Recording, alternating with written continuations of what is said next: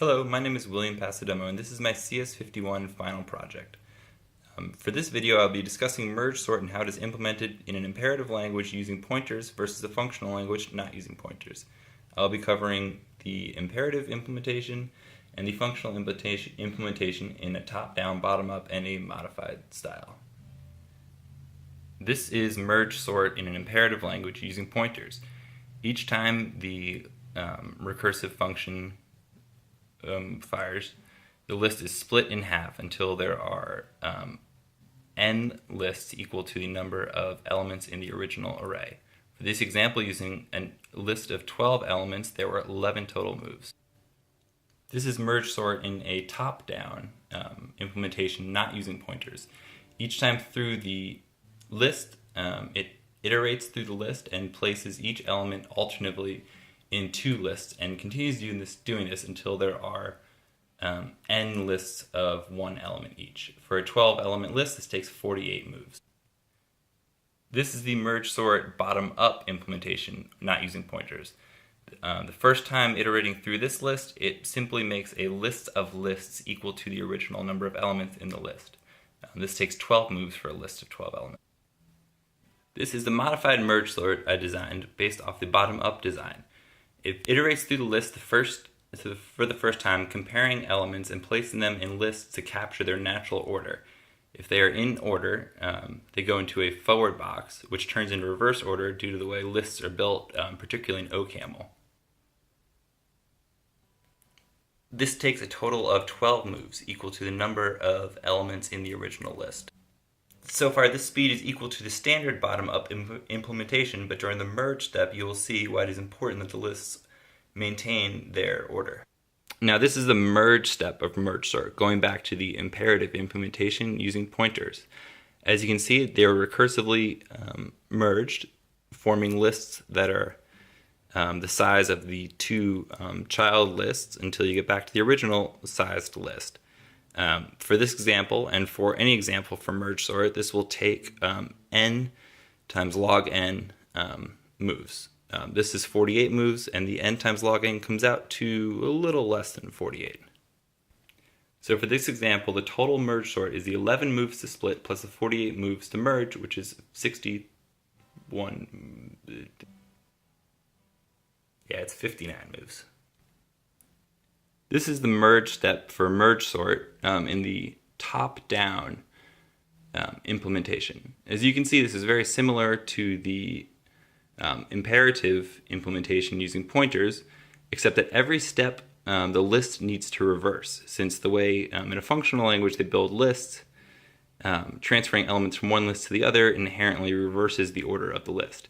This takes a total of 96 moves, or 2n log n, which asymptotically would be n log n, but for the sake of this example, the constant is significant. So merge sort top down in a functional language takes a total of 96 plus 48 moves, which comes out to 144 moves.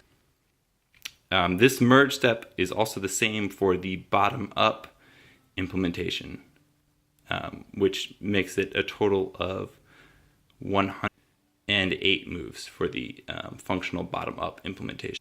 Now onto the most interesting one is the modified merge sort. On the outside, you have the resulting arrays from the split step. We can go back to the split step right up here. You have 4 forward lists and 2 reverse lists. So when you combine these lists, you can maintain the order, but also flipping the stated order they are in. The 2 forward lists, as you merge them, they become a reverse list. Since you are picking off the top element and choosing the greatest one, putting it at the bottom will give you a list from smallest to greatest. Likewise with the reverse, you have a smallest to greatest list, and you take the smallest number out of each, put it on the bottom, and you have its opposite, which is the forward list. You combine these until you have just 2 lists left in the middle, and then you merge those, which will give you either a sorted array or a reverse order sorted array. This one gave me a sorted array, but if it were a reverse one, all I need to do is call one more step and reverse it.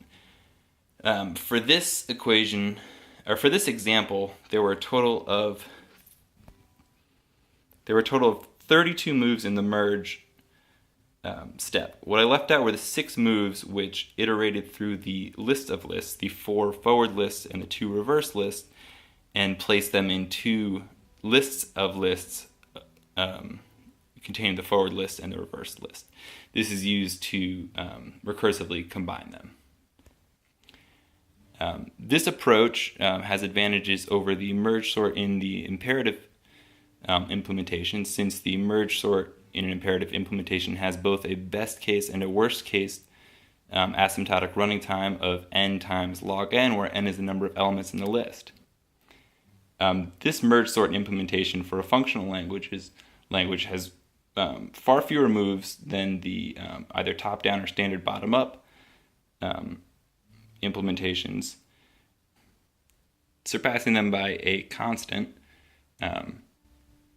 But its main advantage is that its worst case runtime is big O of n rather than big O of log n. And I have an example of that right here. If you were to do a normal merge sort and pass in a sorted list, it would still break it apart and merge it no faster than it would a totally random list. This is the best case scenario for merge sort, where a reverse sorted list is passed in.